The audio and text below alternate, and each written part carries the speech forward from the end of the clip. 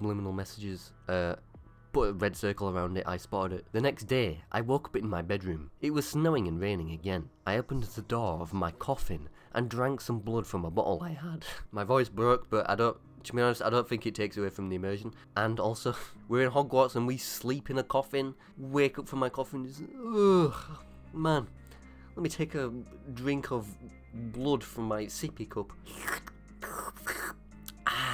Casual vampire. I am living the life. This is what vampires. I have to sleep in a coffin. I had a coffin specially made for me and brought into Hogwarts. They let this happen. Dumbledore let this happen. My coffin was black ebony and inside it was hot pink velvet with black lace on the ends. I got out of my coffin and took off my giant MCR t-shirt which I used for pyjamas. Instead, I put on a black leather dress, a pentagram necklace, combat boots and black fishnets on. I put on 4 pairs of earrings in my pierced ears. I put my hair in a kind of messy bun. My friend Willow, A.N.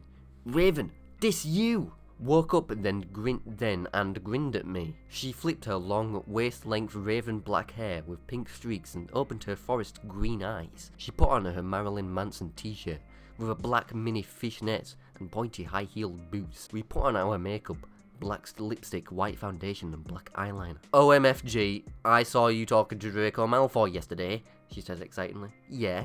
So? I said blushing. Well, do you like Draco? She asked as we went out of the slithering common room and into the Great Hall. Like what that iconic interaction that we had with Draco Malfoy, and she was watching from a window above and was like, oh my god, Draco Malfoy, the most social person in the entire fucking Hogwarts establishment. He's talking to my fucking girlfriend. No, I fucking don't, I shouted. Are you fucking stupid? What, Draco shouted me over for no reason, wasting my time. Why would I like him? Yeah, right, she exclaimed. Just then, Draco walked up to me. Hi, he said. Hi, I replied flatterly. Draco, I remember that interaction we had yesterday. Guess what? He said. What? I asked. Bottle of snot. Anyways, I'll be seeing you girls later. Well, Good Charlotte are having a concert in Hogsmeade, he told me. Oh my fucking god, I screamed. I love GC. They are my favourite band besides MCR. Wait a minute, hang on.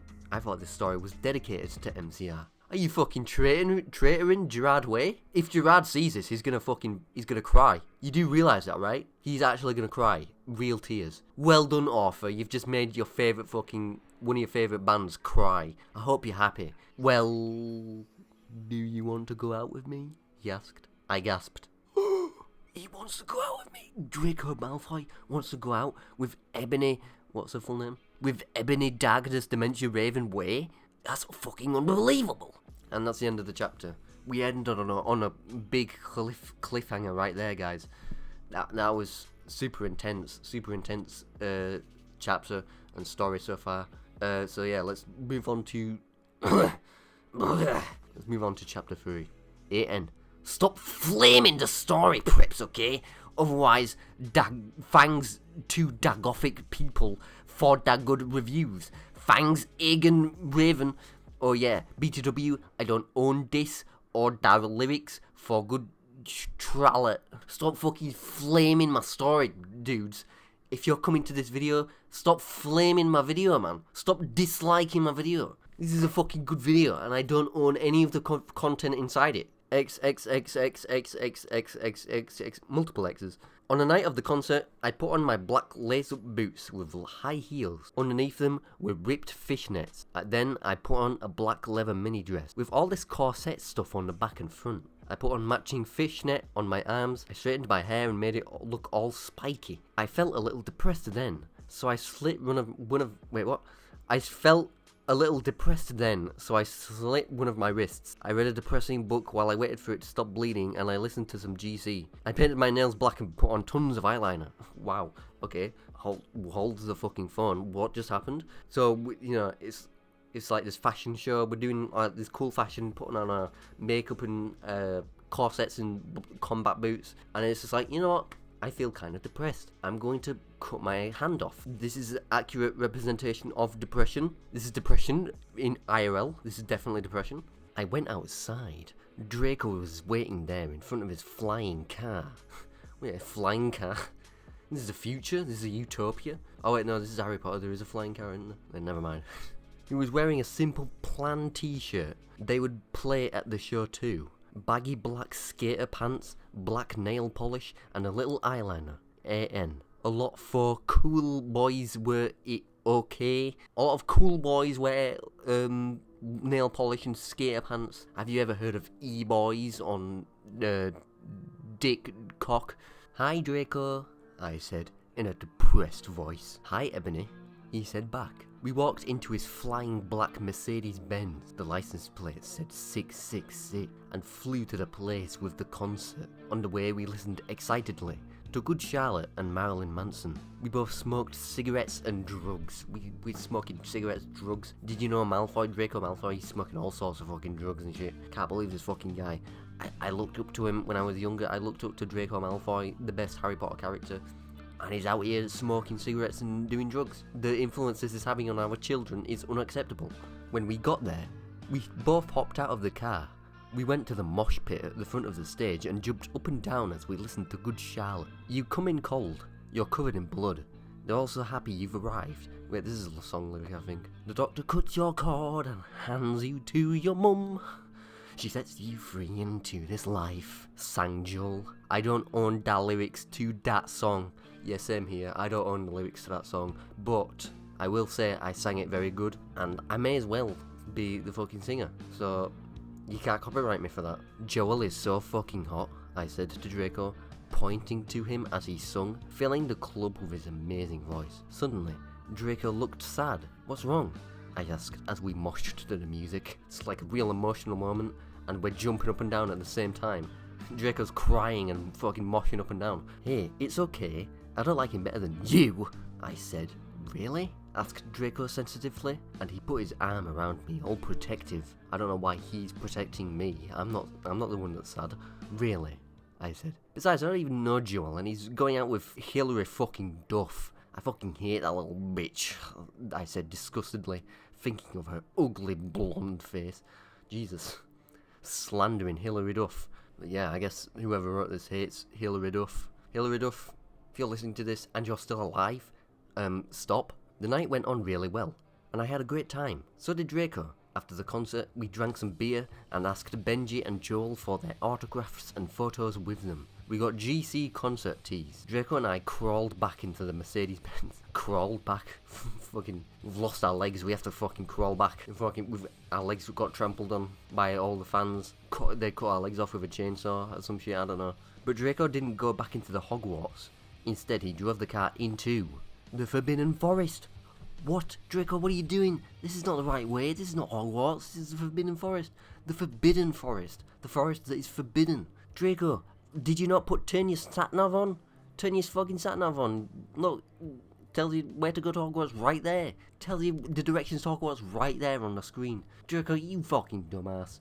Take me back home. I'm not gonna have sex with you anymore. Okay. So, that's the story. That's my Immortal for you. If you want to read the rest, there will be a link in the description where you can read the rest. And if you can identify the reader, out them, publicly shame them. If you know them in real life, shame them. Post their picture online without their permission and shame them. Bully them. So yeah, that was my Immortal. One of the most iconic fanfictions of all time on the internet. And now you know it, now I know it. And yeah, now we're really in the loop of fanfiction lore. So yeah, let's move on to something else. I don't know if, what else to say about My Immortal. What the cat already said. I mean, a lot of people have spoken about it. Watch other videos on My Immortal.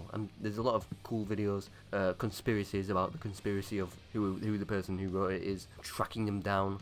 We got fucking private investigators hunting them down. We will find the author. I know it, guys. But anyway, I gotta move on. So you thought that story was a classic? We're moving on to an even bigger classic now. A story that's even more of a legend than My Immortal. A legendary story. You may have already heard of it. You may have already heard the amazing backstory behind it and about the creator of this story. And we're going to be talking about Sonichu. Words can't even describe this story. In fact, in my note, I didn't even take notes for this one. It just says in my notes, you know. So we're going to be reading a Sonichu comic. If you don't, I guess if you don't know what Sonichu is, Sonichu was made by a guy called Christian Weston Chandler, who have since changed their name to Christine. There's loads of lore to this guy. This one guy, he has decades of lore, and yeah, he's I was about to say he's a legend, but they're in jail now. Are they in jail? I don't even know. I don't know what's going on with Chris anymore. I don't know. I haven't been following the law. I haven't been updated. But yeah, Sonichu was his creation. He created this great character, this great original creation. Because in I think in like high school or something, he was doing a cool school project and he wanted to make a comic. I don't know what it was. It was like he was supposed to make a comic or something, and then he wanted to use Sonic or Pikachu or both. The teacher's like, you can't do that, it's copyright. You wouldn't not be allowed to do that. Do your own, what you doing? So he's like, well, fuck you, I'm gonna make Sonic combined with Pikachu, cause it's awesome. And then that's how Sonichu was created. Something like that, I don't fucking know. Watch fucking Gino Samuel. Also, just a quick message here, I'm just gonna put this here. I know that Chris is trans and identifies as a woman, and as you saw in the video, I was referring to Chris as he. Chris's pronouns have been like a very big debate by people. Some people debate, well, you know, it's like you should respect anyone's pronouns, but other people say Chris only became trans because Chris is heavily perverted and only became trans to get with lesbian women. So there's that. People who are part of like the community of Chris, that feels weird to say the community of Chris, you know, some people like say that, you know, Chris's pronouns don't matter. It doesn't matter how you refer to Chris. Even I've seen some trans people even say that Chris isn't like I guess, really trans. I don't know. This feels weird. I'm not educated enough to talk about this, but I'm not doing this to disrespect trans people. I'm not like purposefully going out of my way to misgender Chris. I just like go with whatever pronoun comes out of my mouth unconsciously. That's just what I'm going with. Like, the way I see it, it doesn't really matter how I refer to Chris, because this is the way I see it. If I refer to Chris by their pronouns, that's wrong. Some people will say that Chris isn't trans and, all this stuff. But if I do refer to Chris by their pronoun... Wait, what did I just say? What did I say first? Did I say that Chris... I don't even know what I'm fucking saying. But if I don't refer to Chris by their pronouns, I'm, a dickhead. So, I don't really know what to do. I don't know what to do. That's my message. Yeah, this is awful. I'm an asshole. I accept that I'm an asshole. And, but I respect trans people. No disrespect towards the trans community. Chris is a special case, I guess. I don't know. This is probably wrong. This is off. This is probably like horrifically wrong. I don't know. If anyone else knows, if anyone else comes upon this video and has a better idea of what I should have done, tell me, call me out for it, call me an asshole, call me a loser, dislike my video, dox my address, and come to my house. And yeah, that's just what I just put this message in here. I guess. See ya. So anyway, we're going to be reading this. We're going to be reading the very first Sonichu comic, which brings us right to the beginning of the story. I have no idea anything to do with the Sonichu lore. I only know about the guy. So, yeah, let's get into it, I guess. Sonichu by Chris Chan. And here we've got our front cover. Hand-drawn premiere issue. Go, Sonichu! Go out and zap to the extreme. I will. Thank you, Father. This is Sonichu's dad. This is Chris, Sonichu's dad. Oh, we've got a fucking disclaimer right here. All Sonichu material is copyrighted March 2000 to 2005 by Christian Weston Chandler. Any names or persons illustrated in any of the Sonichu comics, except that of Christian Weston Chandler, that may seem similar to anyone in real life, are purely coincidental or otherwise parodic. So guys, if you think that in this story you see someone that looks somewhat exactly like you or a family member, just be reassured that it's not. It's most likely coincidental, but it also might be a parody of them. You might not. You don't really know. It might be making fun of them, but hey, you can't do anything about it. What the fuck are you gonna do? Are you gonna sue this face right here? This copyrighted face? Look at that. That C right there. That's copyrighted. Okay, so here we go. Episode 1 of Sonichu's origin. Your story begins in an open field 5 miles from the city of Station Square, which is under siege by the perfect chaos monster. While Sonic the Hedgehog ponders over the destruction, a wild boy Pikachu takes notice of the far-off destruction. Pika? That's what Pikachu says. He's looking at an explosion in the background. I am Christian Weston Chandler, Sonichu's creator and author of this comic. This is his story, and nothing less. Meanwhile, holy fucking shit, there's Godzilla is fucking... Oh, look at this epic battle. We got Sonic right here. He's got all the crystal gems. He's fucking turning into Super Saiyan Sonic. He's flying in.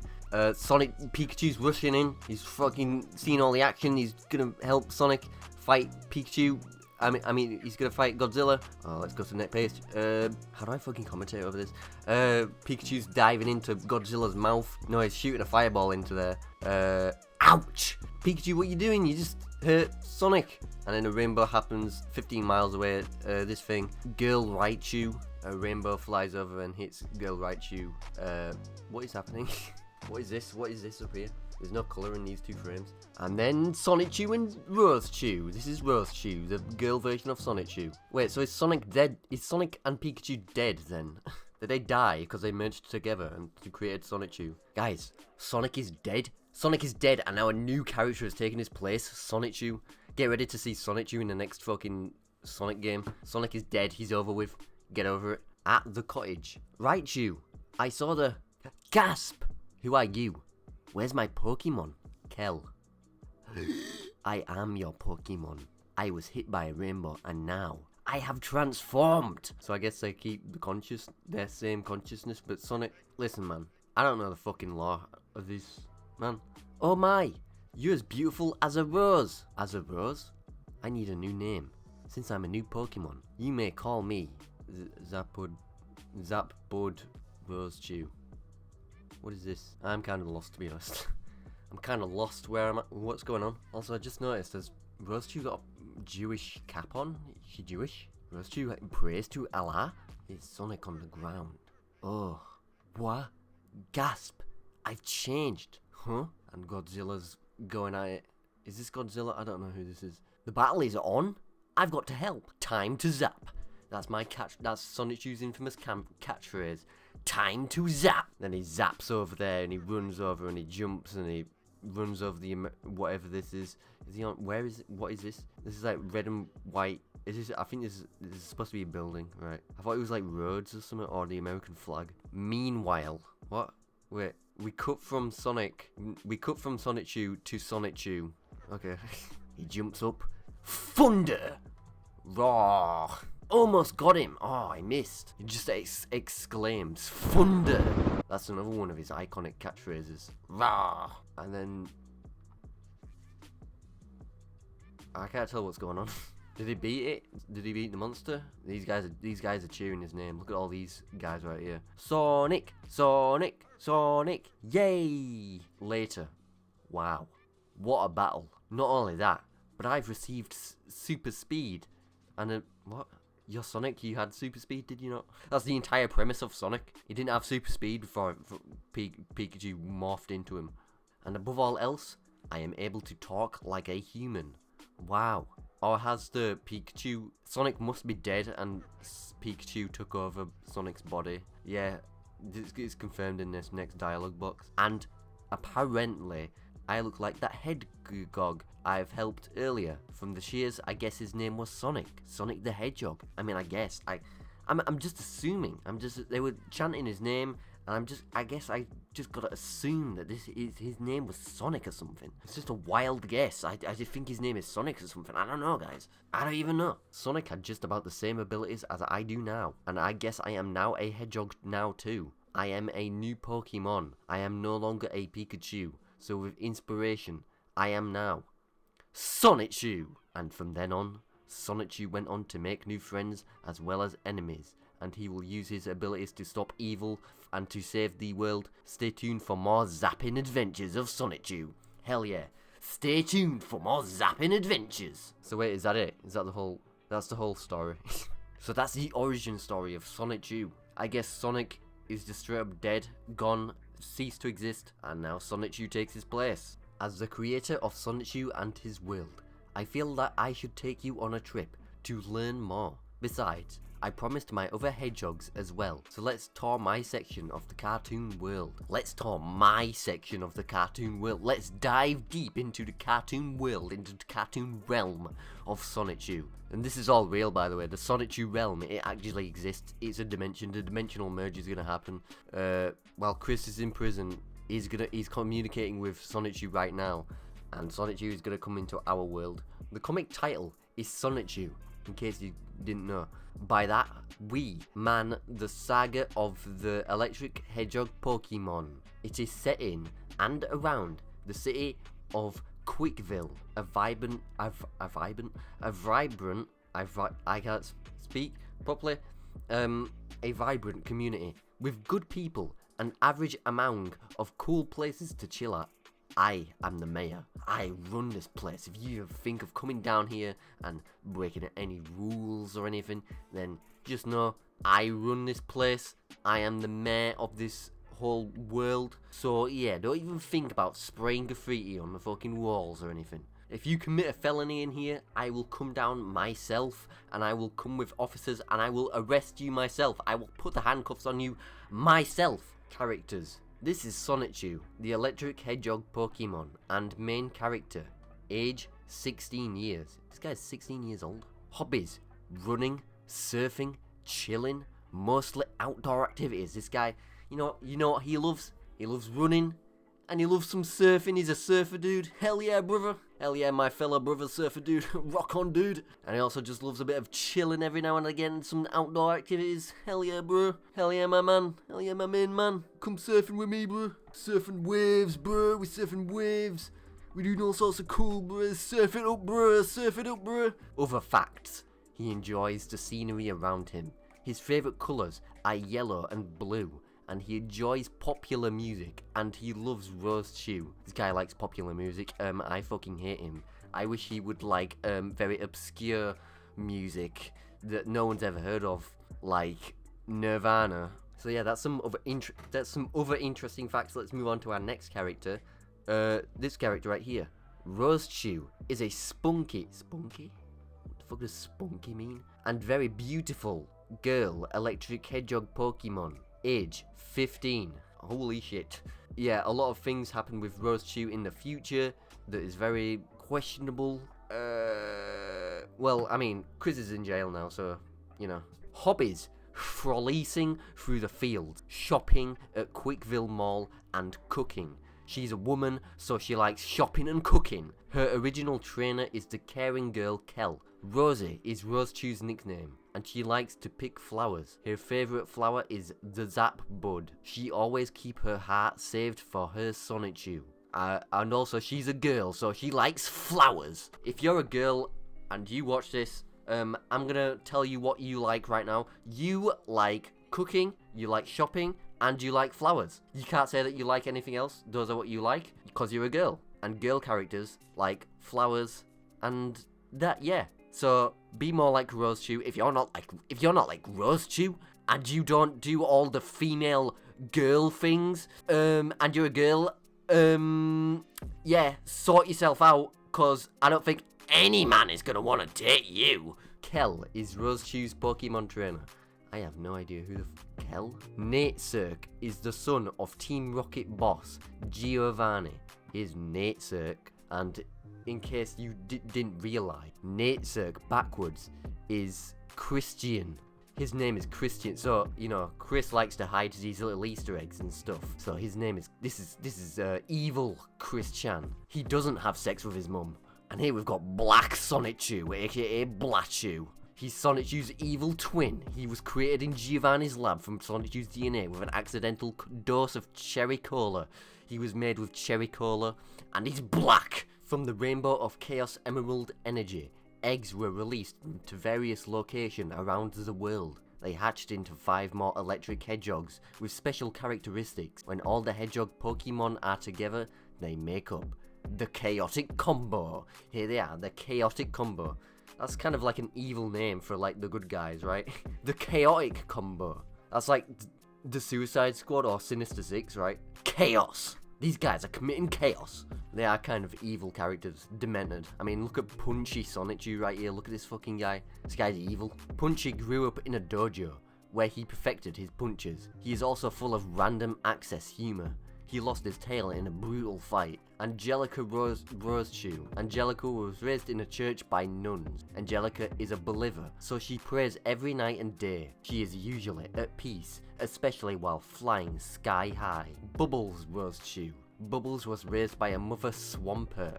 What? Swampert? Who taught her to create tidal waves. Bubbles has a happy, positive personality, and she just loves to have fun. What? This is a Tinder profile? What is this? You know, Bubbles over here, she stays positive, and she, you know, she's just a girl who loves to have fun. So, anyone want to call up right now and, you know, take her, I guess? Take her off my hands. Go for it, man. She just loves to have fun, you know, her. Magi-chan Sonichu. Magi-chan raised himself in the mountains as he meditated and perfected his telekinetic powers. He tends to keep to himself a lot. He's like a lone wolf type of character. He's like a lone wolf badass sigma male type of character. I think that I relate to this character the most because he likes to be alone. He is alone. He is a loner, and he doesn't need friends. You know, that's kind of like me. You know, I don't need anyone else. I can do this shit on my own, man. I'm like a lone wolf. You know, I walk into the sunset by myself, and I do all this cool stuff. I invest in stocks by myself, and I run my own business. Wild Sonichu. Wild was raised in a jungle by a Venusaur who taught him Razor Leaf, and Cypher taught him how to access his speed and ninja skills. And that's our cast of characters, these likable characters. I love these characters. I love all of them. I love all of them. I want to take them home with me. Flame the Sunbird is the protector of the Master Sunstone and the mysterious Rainbow Island. Who the fuck is this? I've never... Who is this character? I've never seen him before. What? I've seen most of these other characters before, but I've never seen this guy. Of mysterious origins, 3 more electric hedgehog Pokemon will rock Quickville. These guys are gonna rock the fucking village. Chris Chan Sonichu. Man, what a mysterious character. I wonder who this is. Sarah Ma Rosechew and Wesley Sonichu. I think these two are also based off of real people. Wesley's evil, and Sarah Ma is one of Chris's girlfriends. Not really. One of Chris's fake girlfriends, or one of the real ones. One of the many real ones that Chris obviously got. And then a couple of 2-bit villains. I wouldn't even give 2 cents for them. If they were homeless and they were like asking for change, I wouldn't even give them 2 cents. We've got Mary Lee Walsh, who is like straight up a teacher from Chris's school, and we've got the Jerk Cops. These cops are jerks, and they kicked Chris out of the mall when he was harassing women. And below we've got the biggest 2-bit villain of all, Christian Weston Chandler. And lastly, there is me, the intrusive creator in Sonichu's story. He describes himself as intrusive.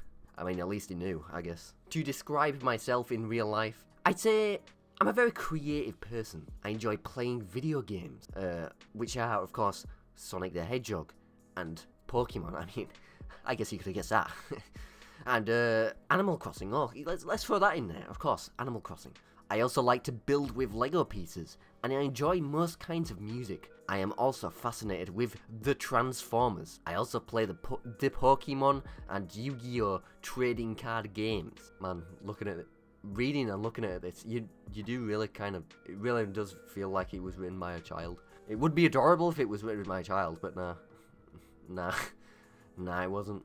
Here are the basics. Here are the basics of me. I'm 5'10", born on February 24th, 1982. I'm working towards a computer-aided drafting and design degree at Piedmont, Virginia Community College, and I'm also single, lonely, and I need a girlfriend. So, hey, girls, you wanna hit me up? You're reading this comic right now, and you're seeing me.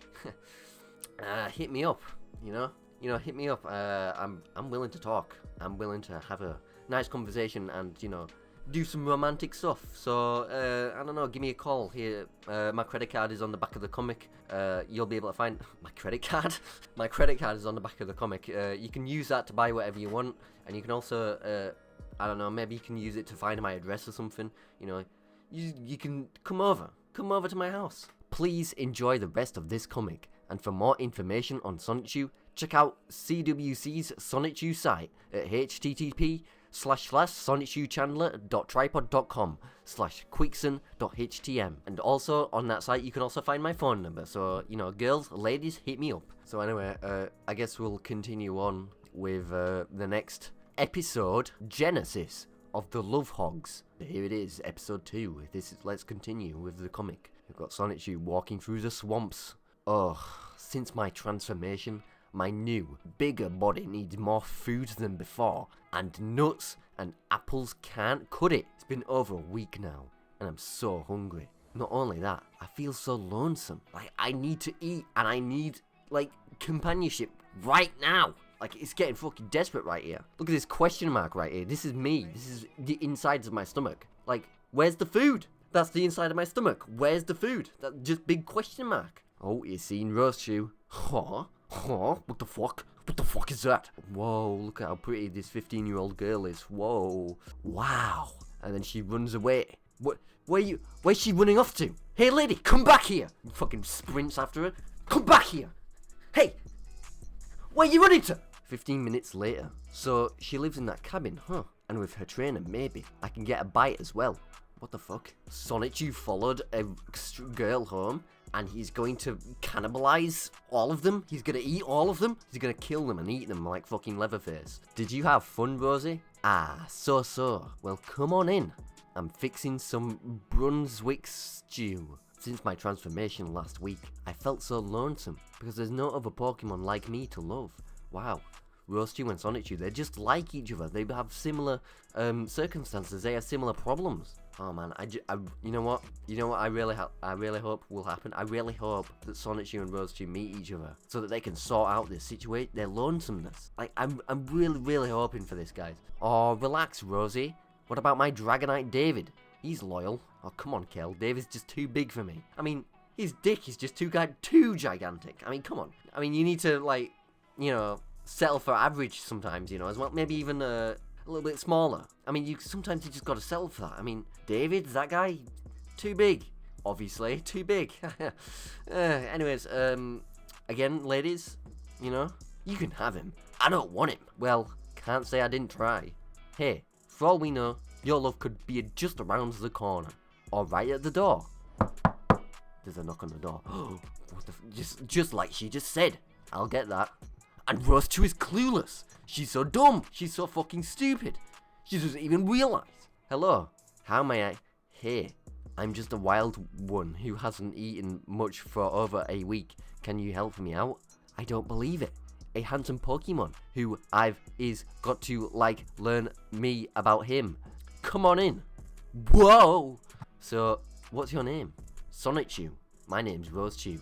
But you can call me anytime. How about I call you Rosie? I mean, anytime is kind of a stupid name.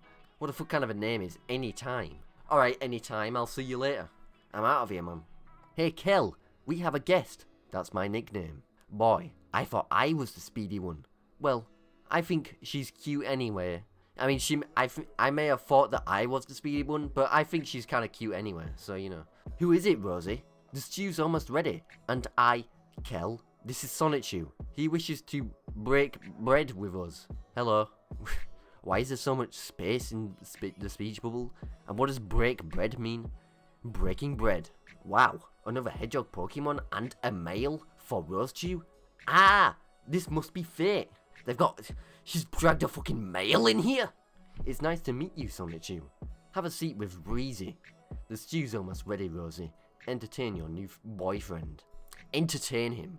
You know, be a woman and entertain your man. You gotta keep your man entertained, otherwise he will leave you and, you know, go do his own thing and do lone wolf stuff, you know. Ladies, you gotta be entertaining. If you're boring, I'm not interested. So, what's your favorite color? Yellow? No, blue. Actually, Sonichu, I read your bio above and it says yellow and blue. So, you're a fucking... What? Are you a liar? Are you lying to Rosechu? One night, a few days later. One night, a few days later. A few days later in a night? What does that mean? It sure is. Isn't the night sky so romantic? Sonichu answered her before she even asked the question. I could just sit here and look at it for hours with you. Yeah, but then we'd fall asleep together. And I wouldn't have it any other way, Rosie. Oh, Sonichu, I'm so happy with you. I love you. And I love you, Rosechu. As often as birds tweet, you are my lovely heart sweet. Oh, Sonichu. And then they're going to kiss. And then there's fireworks. And then they kiss. Guys, this is all. They actually did it. They actually kissed. Wow. Oh, wow. They did it. They kissed. They did the kiss. Oh, this is so adorable. The end. And that's the end of episode 2. Man, what a great episode. This is my favourite episode so far. Sonichu is a Pokemon, so catch him on Game Boy Advance. Get zapping with him on and the Chaotic Combo. Guys, here it is. This is an official advertisement by the Game Boy Advance, and you can get Sonichu NFTs. Buy Sonichu NFTs for $600 bajillion. Right, one more episode. We're gonna read one more. We're gonna read one more episode of this comic. I don't know why there's episodes. Like this one comic and there's like 3 storylines. I don't know how it works. And who? Oh shit! Fucking large epic battle. Here's Natesurk. Episode 3. Sonichu versus Natesurk. I like how Sonichu has his own logo, but Natesurk is just Comic Sans font. Natesurk, son of Giovanni, Team Rocket, brighter than light. Surrender now or prepare to fight.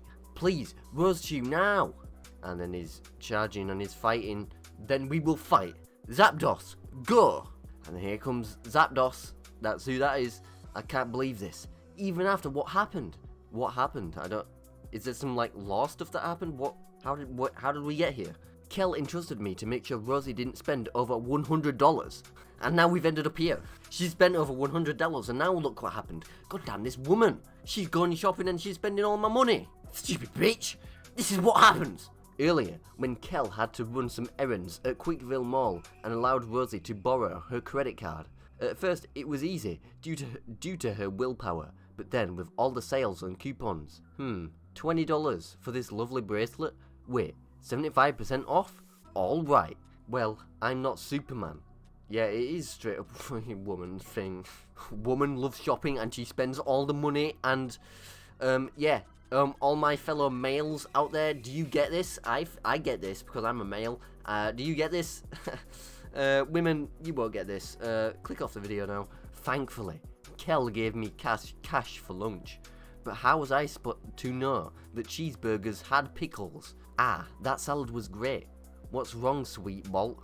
I hate pickles. Sonichu, why don't you man up and just eat pickles? Like, what the fuck is wrong with you, man? Are you a baby? Are you a fucking baby? Are you a man-child that needs to take the pickles off of your fucking burger? What, are you stupid? This goes out to all the people that take pickles off the burger and takes the gherkin off. You a baby? You a baby? You're a loser. Just deal with it.